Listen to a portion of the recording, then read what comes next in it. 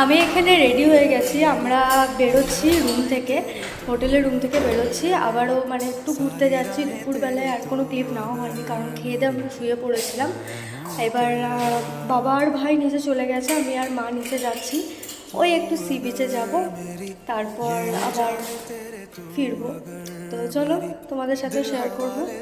সমুদ্রের কাছে এখন আমরা পৌঁছে গেছি, আমি আর ভাই এসছি, আর বাবা আর মা একটু ওইদিকে চা খেতে গেছে। তো আমরাই একা বসবো, একটু ঘুরবো বেড়াবো।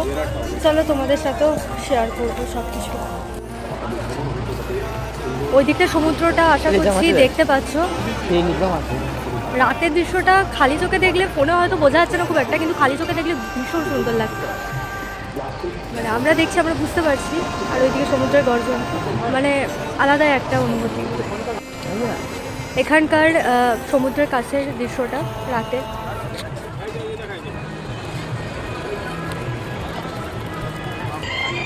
আমি নিয়ে নিয়েছি পাপড়ি চাট এখানে।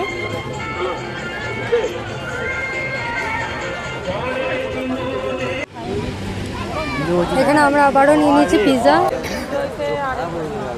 বার্গার। খাওয়া দাওয়া করার পর যেহেতু আমরা একটু সমুদ্রে নেমেছিলাম, জুতোর অবস্থা তো পুরোপুরি খারাপ। জল কাদা হয়ে জুতোটার পুরোপুরি অবস্থা খারাপই হয়ে গেছে এখানে। অনেকক্ষণই সমুদ্রে থেকেছিলাম, তারপর আমরা আবারও হোটেলে ফিরে যাওয়ার জন্য বেরিয়ে গেছিলাম। তো আজকের ব্লগটা এইটুকুই। ভালো লাগলে ভিডিওটা অবশ্যই লাইক কমেন্ট শেয়ার করে দিও তোমরা। টাটা।